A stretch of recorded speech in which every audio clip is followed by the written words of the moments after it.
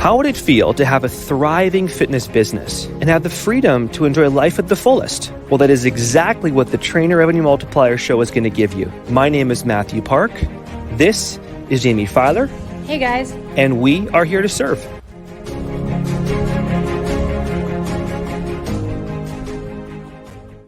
What's going on, everybody, and welcome to the Trainer Revenue Multiplier podcast. As always, I'm your host, Jaime Filer, and I'm joined for our monthly Coach's Corner episode by Isaac Miller, another mentor. How are things going, Isaac? How are you doing?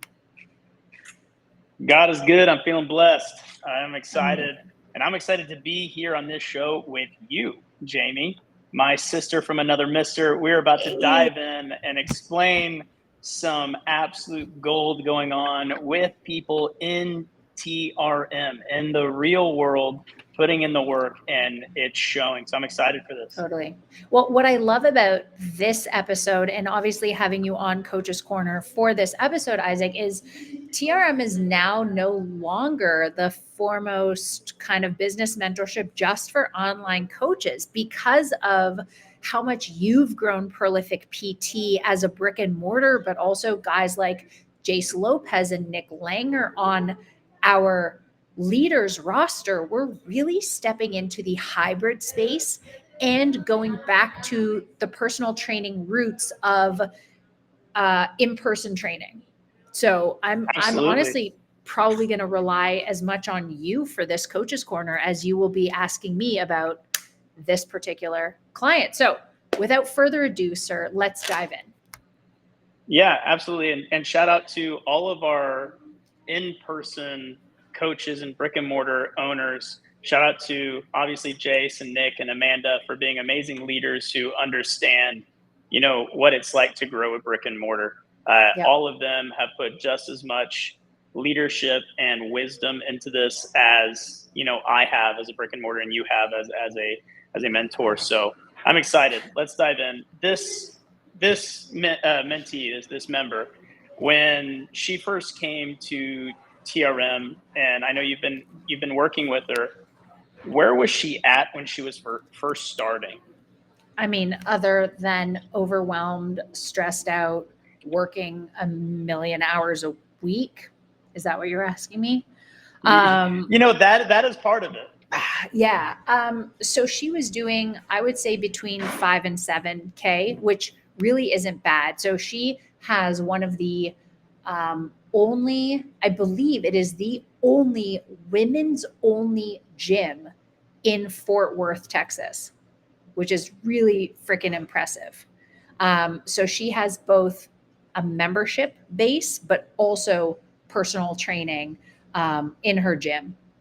And at the time she had like 36 in-person clients, honestly, Isaac, closer to, I would say 10 to 12K per month. I was also taking into account memberships, but if we're just looking at personal training revenue, it was about 12,000 a month. Okay, perfect. So with that being said, like being an exclusive, like women's only gym. Yep. It's like pulling teeth to get our online clients to commit to like niching down on something for their online coaching where your marketing is pretty much unlimited as far as demographic goes. You can train anyone anywhere in the world. Yep. This mentee is in the like that kind of Dallas-Fort Worth area. It's really in a brick and mortar. You're confined to like a 10-mile radius at best. Yeah. Like that's even pushing it depending on how congested the area is. So what was it like in her mind to really niche down on this? So I believe she always kind of knew that this was going to be the trajectory she was going in. So it never bothered her. She just also knew that she would have to double down on her efforts in order to make herself stand out, because you cannot just rest on your laurels when you find a blue ocean.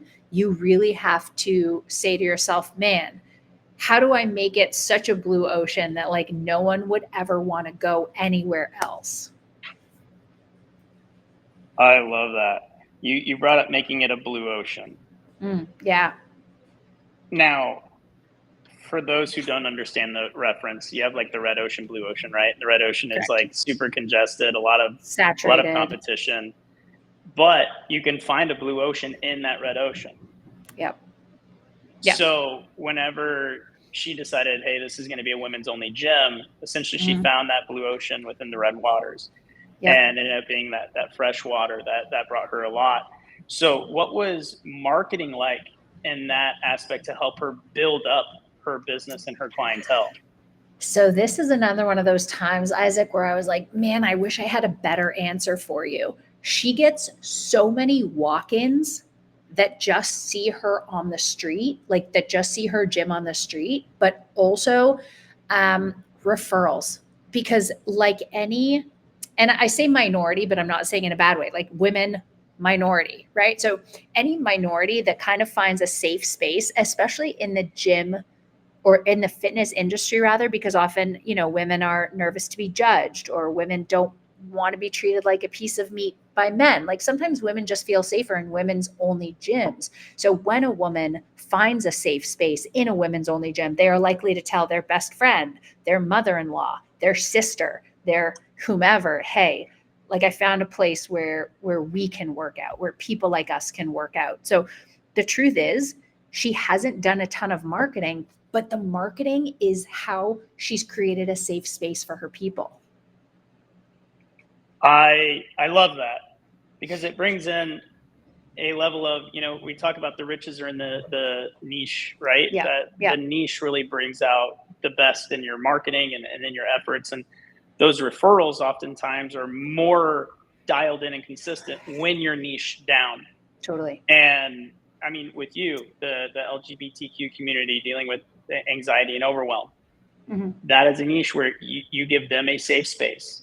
Yeah. This mentee gives, women a safe space to go train. It could be someone who, works with veterans and military specifically, but it hits a specific demographic that will give that referral. Yeah. So this is a testament to, niching down. This is what it looks like when you do that. It's not cutting your demographic in half. It's actually allowing your demographic to attract more of that demographic. Yeah, I love it. And then you said, she gets a lot of walk-ins. Anyone listening might be like, oh, cool, that's lucky. Yeah. Have you tried to sell a walk-in? It's hard, because whenever they go through a form or a funnel and have to give information, they are already a certain level warmed up. When you have someone walking in off the street, they're a complete stranger. They're still a cold lead who knows nothing about you. Yeah. So how did you go about her sales process to actually take advantage of all of these walk-ins coming in? Yeah. So what we did was, like I said, she had, I believe when she came into TRM, she had 36 in-person clients and was doing 18 hours of PT a week. When do you have time to do sales when you have 18 hours of in-person clients and 2 online clients and you're doing check-ins? So what we did was we had her hire another assistant coach to take some of her in-person clients off her hands, so that when someone came in and say, hey, can you tell me a little bit about your gym? They were talking to the owner. They sat down with the owner.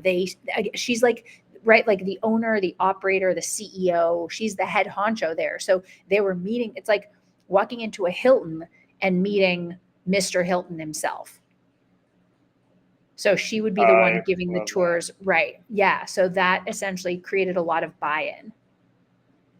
That's great. That's great. And, having to hand off the baton of, doing the coaching, it's, I've heard another kind of mentor in this space say it's you have to kill that little trainer inside of you in order to let the gym flourish. Totally.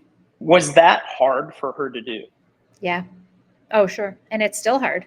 It's still hard because now that she just keeps growing, now she's hiring other people and she's like, I have so much trust and it took me so long for so-and-so to like, for me to really trust them. And now it's like, I mean, I hate to compare, like, I'd say like you get married one time and you have to, woo and court and get through all of the struggles and strifes. But now you're being told that you kind of like have to pick another wife, and you're like, oh my God, I got to go through this all over again. Right. Like, again, it's going to happen faster the second time around because you've made the mistakes and you have the SOPs. But you have your first wife and now you also have your second wife, and you're like, okay, it's fine. Like I can do this. But again, like it takes me a long time to build trust, and my people have to build trust in this new person as well, right? It's not just about I'm trusting my new hire. Are the clients that are coming into my ecosystem also going to trust my new hire as much as they trust me? That's the key.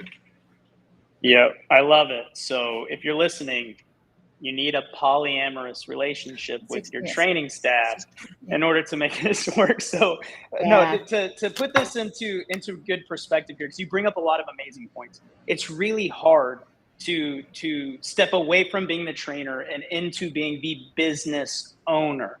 Yeah. But was there a level of like reminding herself why she started a gym in the first place? Yeah. Absolutely. And honestly, I give her so much credit. She is one of the fastest executors that I've worked with in TRM. Like, a lot of people, Isaac, they need to be told 3, 4, 5 times, and then sometimes they don't even do it. Whether this is about raising their prices, hiring someone new, rebranding, they're like, how do you convince that? How do you show them that this is the right way of doing things? Sometimes you can't until they just do it. She's someone who needs to be told twice, and then she will execute. I love that. And we've both worked with quite a few people at this point. There is a consistent trait that I've noticed when it's looking at the most successful people in TRM and in business in general, and the ability to execute despite emotions, despite your mental buy-in to what you've always done, despite all of that, the ability to execute and being driven, just being a driven person towards a goal or towards a vision or towards a mission, whatever that is. Yeah. It plays such a huge role. Now, with her new role as a business owner, she no longer just owns her job. She now actually owns a business. Yeah. What has been the biggest shift in focus for her that you've implemented within her business growth?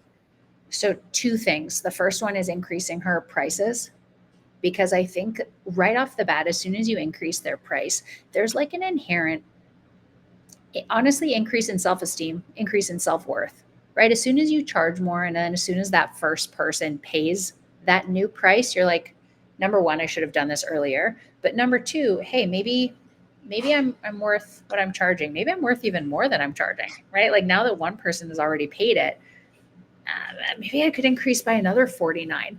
So, she just believed that she was worth more, and that what she was offering and what her coaches were like, essentially she believed that her value was higher, which is huge. And then she started implementing group exercise as well, and so we had more offers. It wasn't just one-to-one anymore. It was like semi-private and group as well.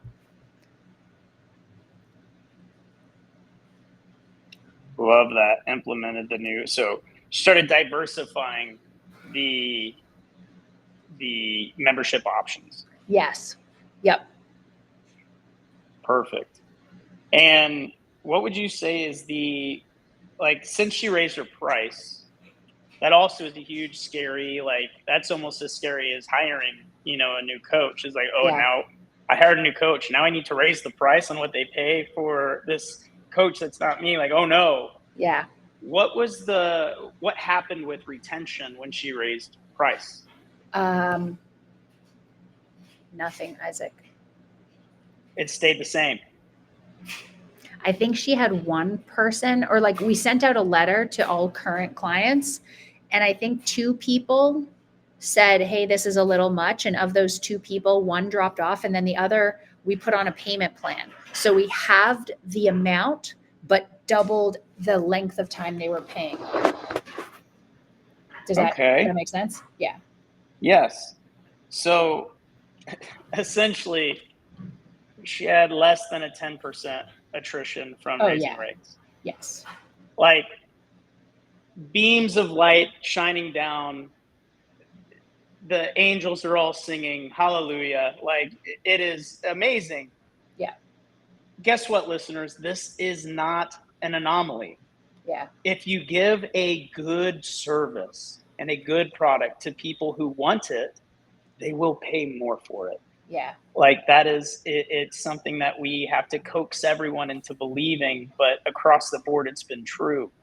And here's yet again another story where that's true. Awesome. So only one actually left. The other one you were able to strategize a way to retain that client. Yeah. That's amazing. Now, what has her growth rate been since joining TRM? Yeah, so I actually pulled up her metric tracker for you, sir. So in January, honestly, it's been, so we had a 30K month, a 22.4, a 28.9. September is going to be over 30 easily. We just had a coaching call. Yeah, so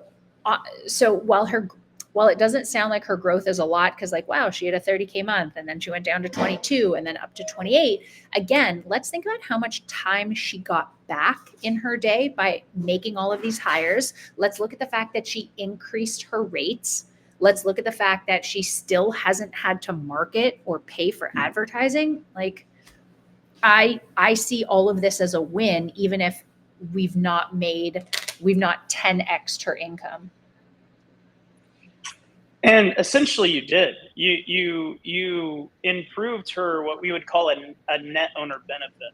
You improved how much she earns as the business owner by buying back her time. Yeah.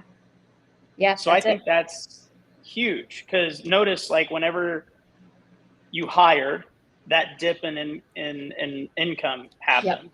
Well, Typically. it's explained by a hire, but it came back up, which meant the baseline revenue went up from where it was before.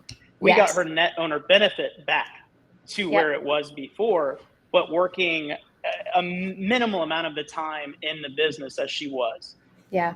Yeah. So when she did her initial assessment and we said, what does your ideal schedule look like? She said, less time spent on the computer working on programs, check-ins, or adjusting. Did we do our job in TRM? Hell yes, we did.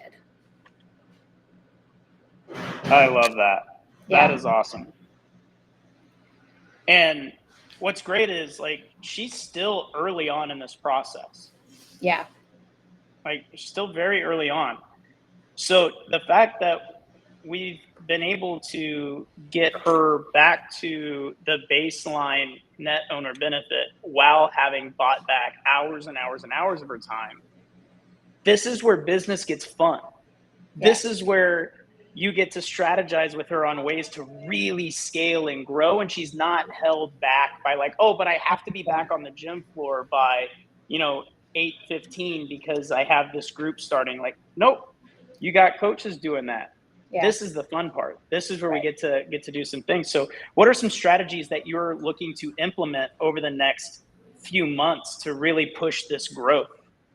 So as long as she has the right infrastructure in place, and by infrastructure, I mean people.